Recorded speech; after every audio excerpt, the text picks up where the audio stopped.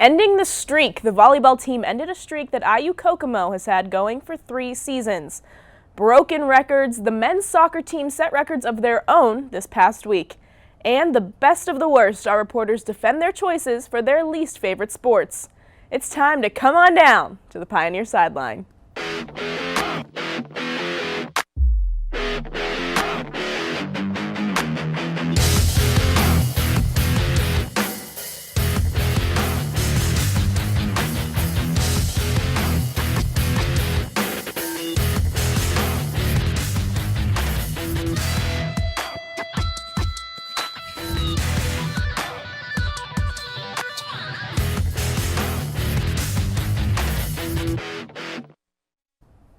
Good evening and welcome to the Pioneer Sideline. I'm Allison Schubert. We begin tonight with the volleyball team who ended IU Kokomo's 44-match win streak that has spanned over the past 3 seasons. To give us the details, we bring in Kiera Fry. Kiera, thanks for joining me. Yeah, thanks for having me. So first of all, how'd the matches go? The matches went really good for the girls this weekend. They defeated IU Kokomo. They dropped the first set, but they had a really good hitting average through the next 3 sets to come back and win 3-1, and that game ended the IU Kokomo's 44-match win streak in the River States Conference, which was huge for the girls' confidence, especially going into a closer matchup against Cincinnati Christian University the next day. But when they kind of got behind in that match, I think they kind of drew from the success that they had the day before to kind of rally and come back and get themselves going again. So they only have a few home games this season. It's something like 6 or 7. What does that do to a team? How does that affect them? I think it's kind of been hard for them being on the road so much. This was their 3rd weekend, I believe it was, on the road for 3 consecutive weekends. So it's been a lot for them, traveling a lot and having to play somewhere that they're not used to playing.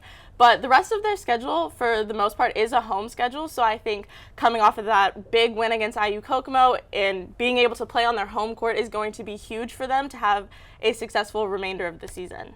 Now, we're kind of inching closer to playoffs right now. What are some of your predictions for this women's team? I think the Point Park women's volleyball team could go really far in playoffs this year.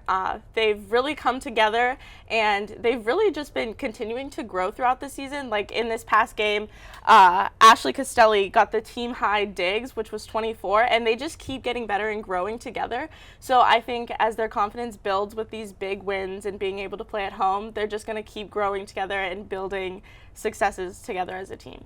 And finally, Kiera, what's up next for this team? So this weekend is going to be their last weekend on the road. They do have 2 more road games before they have that stretch at home. They'll be facing Rio Grande on Friday and WVU Tech on Saturday. All right, thank you so much, Kiera. When we come back, our reporters will break down the men's and women's soccer headlines from this week. Don't go anywhere.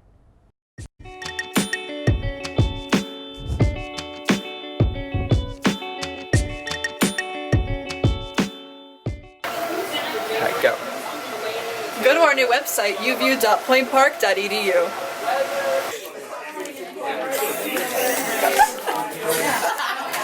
Go, go, go, go, go, go! Join UView and find your herd. Join EOP. And 3, 2, Join EOP. I was just saying, grab them now, or else I will step Yeah. Join On Point with Politics. 3, 2, 1. Join Pioneer Sideline. Loneliest number that you'll ever do.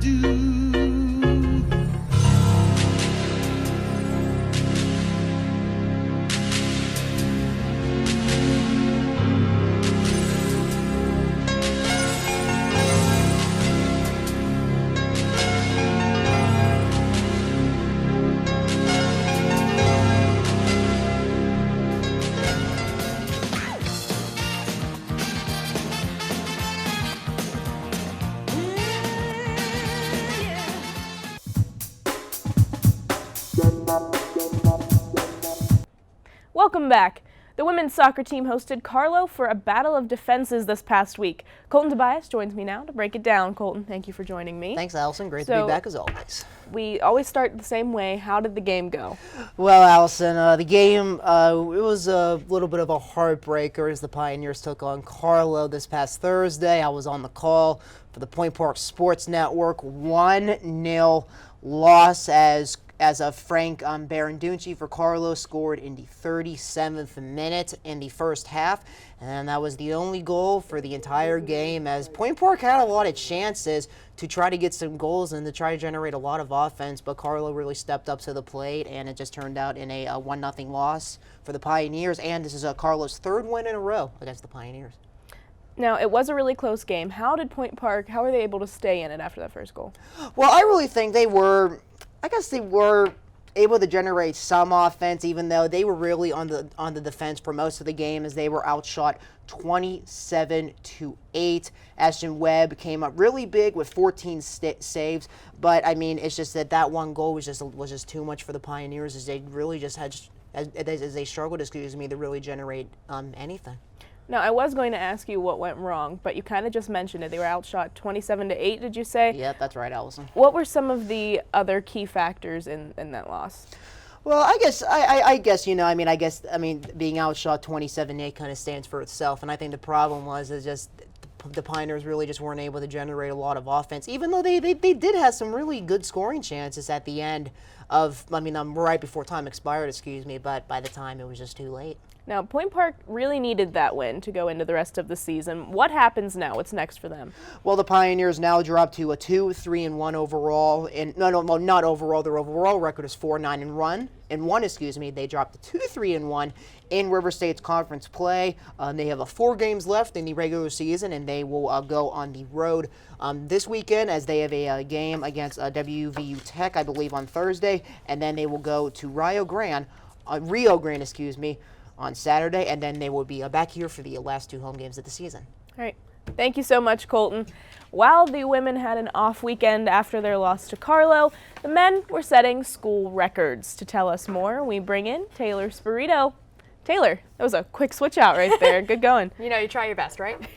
So, what was that record that they broke? Tell us more about that. So they have 13 wins on this season, and that is the most in school history, beating out their 12 wins that they got in 1998 and 2013. They also beat their record of 12 straight wins, most consecutive wins in a season. It's absolutely incredible to see this team have something to show for it besides the absolute dominance that they're putting out on the field. And they're sitting at 5-0 in the conference right now. I believe it's 15-1 overall. It's really cool to see.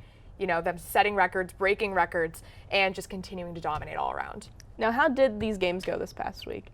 So, like I said, they're currently still sitting at 5-0 in the conference, 15-1 overall. I would be remiss not to mention the game on the 19th, a double overtime win at Washington and Jefferson.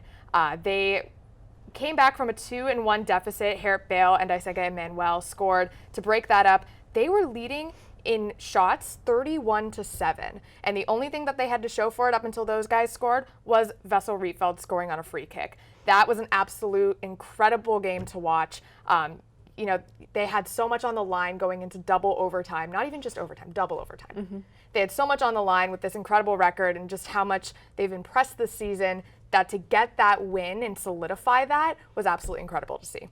Now, as they've been so dominating lately, we can't help but mention the only way they can get to playoffs this year, because there was a fight last year in playoffs, and so they can't go into River State's conference playoffs, but they can make it to the national tournament. The only way they can do that is if they get in first place. Do you think that has been motivating them this season? Absolutely. The way that these guys have been playing, it's so obvious that they want to be good, but they don't want to be third best. They don't want to be second best. They want to be the best overall. And the way that they have been playing, I've been talking about their records, it's been reflecting that. It's been showing that.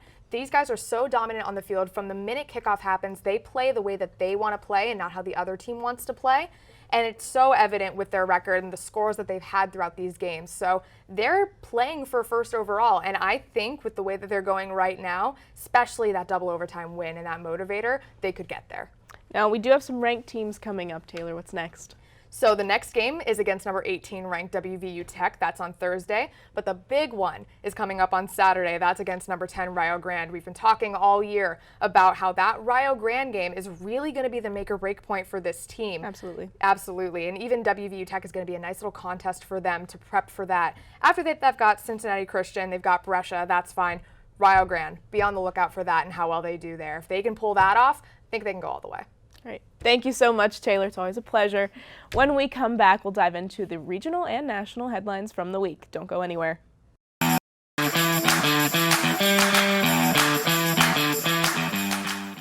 What's one word to describe CAB?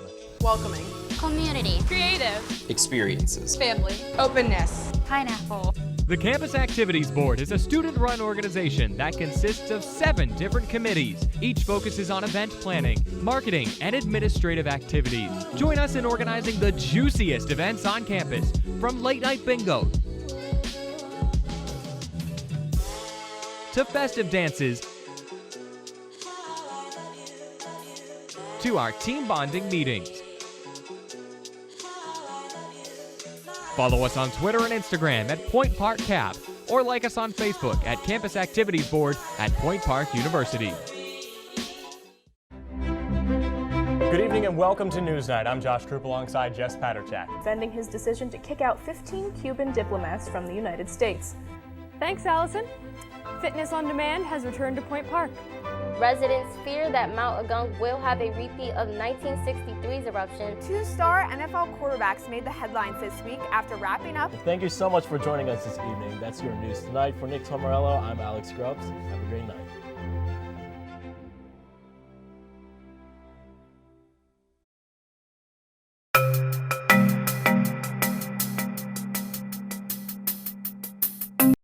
Welcome back. Our favorite black and gold teams have picked up some steam recently. Colton Tobias is back in studio to tell us more. Colton. Thanks, Allison. The Penguins are off to a good start to the season as they now sit with a 6-3 record. They were on a 2-game win streak with wins against the undefeated Colorado Avalanche and the Dallas Stars. The Penguins game against the Avalanche went into overtime as Brandon Tanev scored the game winner shorthanded.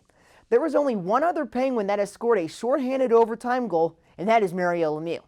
The Pens were able to defeat the Dallas Stars 4-2, 2 days later, but they picked up a loss as Marc-Andre Fleury returned to Pittsburgh with the Vegas Golden Knights coming out with a 3-0 win. The Penguins will be back in action tonight as they begin a 3-game road trip against the Florida Panthers. And Pitt football was able to come out with another not so pretty win against the Syracuse Orange, 27-20. Pitt was up 24-6 at halftime when Syracuse almost made an improbable comeback as they were within a touchdown with under 5 minutes to go. But Pitt was able to prevail as they now improved to 5-2 and sit behind Virginia for first place in the ACC Coastal. Pitt will be back at Heinz Field this weekend to take on the Miami Hurricanes as they try to keep their ACC championship hopes alive again. And the Pittsburgh Riverhounds continue to make history as they clinch the #1 overall seed in the USL Eastern Conference with a 1-0 win over Birmingham Legion FC over the weekend. The Riverhounds will host their second playoff game ever at Highmark Stadium this coming Saturday. The team they are facing is to be determined, but the Riverhounds have the odds in their favor, as they have been unbeaten at home this year. Back to Allison at the desk. Thank you, Colton. On a national scale, the World Series is set. Kenneth Foran joins us now with that and the rest of the national headlines of the sports world. Kenneth. Thanks, Allison. Well, the World Series is finally here, and this year it's come down to the Washington Nationals and the Houston Astros. It's the first time these two have met since 2017, but both have changed a lot since then. While familiar faces like Justin Verlander and Ryan Zimmerman lead the fight, both teams gain new talent on the rubber and in the box. The Astros now have ace pitcher Garrett Cole, and the Nats have newfound slugger Juan Soto. This is sure to be an interesting series, and it all starts October 22nd. The NBA starts its season tonight with matchups between the Lakers and Clippers and the Pelicans and Raptors. The Raptors will raise their first championship banner for beating Golden State in the NBA Finals last June, becoming the 8th pro-Toronto team to win a championship before the Maple Leafs. Other prominent matchups to watch are the Celtics versus the 76ers on Wednesday, who went 4-0 and 3-1 respectively in the preseason, and the Bucks versus the Rockets on Thursday, who went 5-0 and 3-2. The 49ers and the Redskins played in one of the shortest games in NFL history last Sunday. The Niners, ironically, beat Washington 9-0 in just 2 hours and 36 minutes.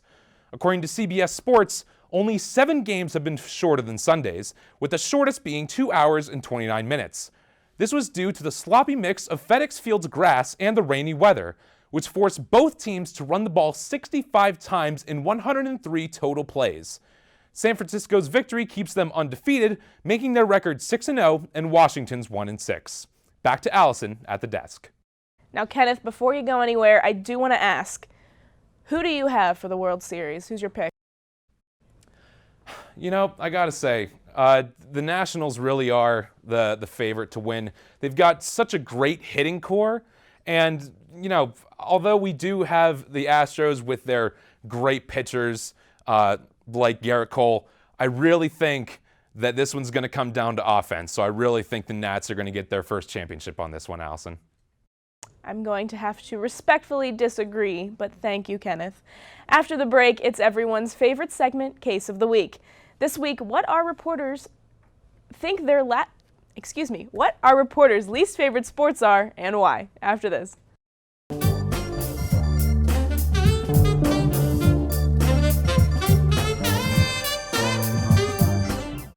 The United Student Government at Point Park University, working since the 1970s to solve the issues that matter to you. What concerns do you have about the university? Student life, safety, food service? Send us an email to studentconcerns@pointpark.edu or stop by our office on the 7th floor of the Student Center. You can also attend our weekly open meetings on Mondays at 3:15. Follow us on social media at USG_PPU for more. The United Student Government, by the students, for the students. The Point Park Sports Network, bringing you live coverage of Pioneer Athletics on Stretch Internet, the home of the River States Conference and the NAIA. Subscribe today for complete access to the Point Park volleyball, baseball, basketball, and soccer teams. Watch live and on-demand broadcasts and don't miss a minute of Point Park Athletics. Head to pointparksports.com/live for broadcast listings. The Point Park Sports Network, your streaming home for Point Park Athletics. 3, 2, 1. Please visit our website. Please, it's a nice website. Please visit our website. Please. If you have ever watched television, whether accidentally or on purpose, UView is for you.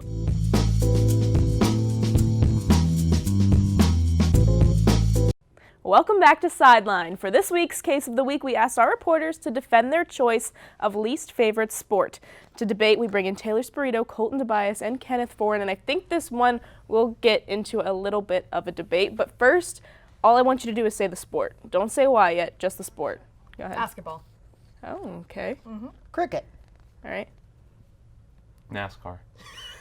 We're about to have an argument, Ken. Okay. And that's where the argument comes That in. was so Okay, dramatic. so before the debate, just tell me why now. Well, what's yours? So I have two. First one is football, like good old American football, and my second one is NASCAR. At least I'm not alone. So let's go down the line. Why? Okay, so for me, sports is half about the intensity, the anticipation, the suspense that it provides. And I just think with basketball, that's lacking because they score so often. There's never that moment where they get the walk-off home run. There's never that moment where they have a Hail Mary pass and get a touchdown within the last 30 seconds. There's never really that moment unless it's like a half-court shot that happens within the buzzer beater, but that doesn't happen as often as those other sports. And I feel like with the frequency that they score in basketball, that hype is just not there for me. Are you talking about a certain level of basketball, like are we NBA, college? Like or just- professional. Okay, all right. Colton? Okay, it's not like I don't have a problem with cricket. I mean, I know it's really popular around the world, but the thing is, I just don't understand it. I've tried to watch it, but it's just so hard for me to understand. Kenneth? So, when I think of NASCAR, I think of over 100 cars going in a big circle. And I don't understand why that's a sport. For the record, Ken, there's only 40, but go on. Okay, but there's a lot. That's still a lot. Like, when I think of a race, I think of like a good old street race where you like pull up to the stoplight and there's like one person beside you and you look at each other like, we're going to race. And that's a car race. When I think of, like, there's just so many. It's like, and most of the time, like, they're in the same positions. And you're watching for like 3 hours. And they never, like, there's like the occasional time where someone like drafts and then moves around, or someone will screw up somehow and like the car will like flip over and fire everywhere and someone dies or something. I don't know. It's just not a sport to me, because it's just, I don't know. There's like, what like skill is there that you can draft in a car? It's a giant left turn. It's a giant left turn. That was my only argument for NASCAR, is it's a giant left turn. It's a lot of cars going really fast, turning left. And only turning left. But for football, I will defend my decision with this. You're at a football game for over 3 hours. On average, I will say, because you did talk about that short football game, which happens occasionally, but it's a long sport. Only, on average, 11 minutes of that is action. That's not fun. I don't want to sit there in the cold usually, sometimes rain, and just watch nothing for a lot of minutes, and then 11 minutes is just like, woo! Like, I just Exactly don't get like it. that. I'm not a huge football person. I do enjoy watching it occasionally. I will sit down if the Steelers are playing, or if certain college teams are playing, I'll enjoy it, but I just can't bring myself to say that it's a good sport because of that. But I can respect that. Yeah. Colton, go ahead, and I know you're dying. Burn You're us to bursting at death. the seams. Go ahead. Okay, so as you guys probably know, and if anyone at home doesn't know, I've been a NASCAR fan ever since I was 5 years old. It's my favorite sport, and it always has been. But I get where you guys are coming from, because that's not the first time I've heard, like, oh, it's just people turning left. But I think the thing is with NASCAR, you truly have to be a fan to enjoy. And I know that you guys are not regular fans, so I get where you're coming from. But there is a lot more involved, and it does take a lot of skill. Just think about this. You're sitting in a car for almost 3 hours. No movement. All you can really move is your feet with the pedals. I mean, like, those cars get up to over 100 degrees, and you have to, like, deal with, like, the pressure and the sweat of racing over 200 miles an hour. You could turn the AC on. They do have AC. I can't remember if they had AC or not. But anyway, there are some exciting races. I mean, just 2 weeks ago, there was an exciting race at the Talladega Super Speedway. It's my favorite track because it is just bumper-to-bumper action. And like we were talking about, there is no of like people like standing in the same positions. Like cars are like drivers are changing positions and all of that. And there was actually a photo finish and also a wreck on the last lap. So that really does make for some exciting racing. And I know with the crashes, I mean, it's racing, it happens.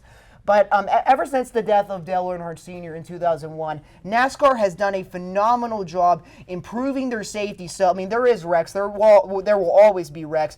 But there has not been a fatality in NASCAR since. So it just seems like that crashes are exciting because you know that the drivers are going to be okay with the safety implications that NASCAR has put in. Some of those races are so long, though. Does it not? As a fan, because you did say you need to be a true fan to watch, as a fan, does it not get boring? Not for me, Allison. It never has been, and it's just because I don't think about the race, I think of pitch strategy on what drivers are going to do, if they're going to save tires, if they're going to save fuel. And actually, that has been a problem NASCAR has had, and that's actually where in 2014 they kind of implicated a new playoff. It's like a bracket. Oh, it's 2016, excuse me. It's like a playoff bracket, it's like there's 4 races in each round. They started with 16 drivers, and then it goes down to 12, and then 8, and then the championship 4, and then the final race at Homestead Miami Speedway will determine the champion.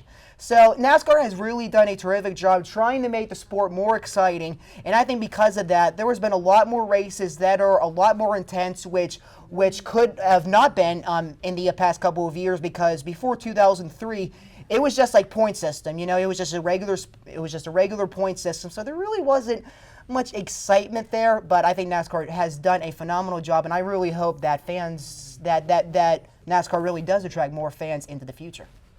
Maybe it's just because when I think of NASCAR, all I think of is Talladega Nights with Will Ferrell, but that's fair. All right, so finally, down the line, last chance to defend why your sport is the worst sport of the three that we have discussed.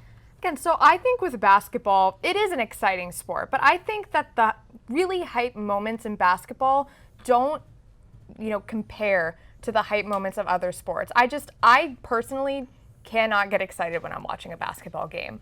I mean, I've been there for, walk-off grand slams at baseball games. I've been there for Hail Mary touchdown passes within the last 30 seconds, triple overtime goals in hockey. And those are such hyped up moments. But I've also been to a basketball game where, there's a buzzer beater and it is hype for like 10 seconds and then it kind of just dies down. And there's not really that hype afterwards. There's no honking your horn when you're leaving the stadium and cheering on fans who are also wearing the jerseys. It's just not as hype for me. And for me, sports is a hyped up moment where the adrenaline is just going through you. And for me, the basketball, the adrenaline comes in and goes right back out. It does hurt my heart a little bit for you to say that. I know. Because I have played basketball for basically my entire life. So see, and maybe I'm a little biased because I never did play basketball. I played tennis of all things, but I didn't play basketball. Okay, I might be a little biased when it comes to this, but and me too. Yeah, but that's okay. I respect your argument, Colton. So Taylor, but I want to get to Taylor. So when the Cavaliers won the NBA championship in 2016, they didn't go nuts after they won that title. Okay, in a very exciting Game 7. Well, here's the thing: if we want to talk about championships. I always love when, teams aren't predictable in a series. The Nationals, who could have predicted that the Nationals would have made the World Series this year? Probably no one. They lost Bryce Harper. They just weren't the team to root for. And now they're there. They pulled off a great feat.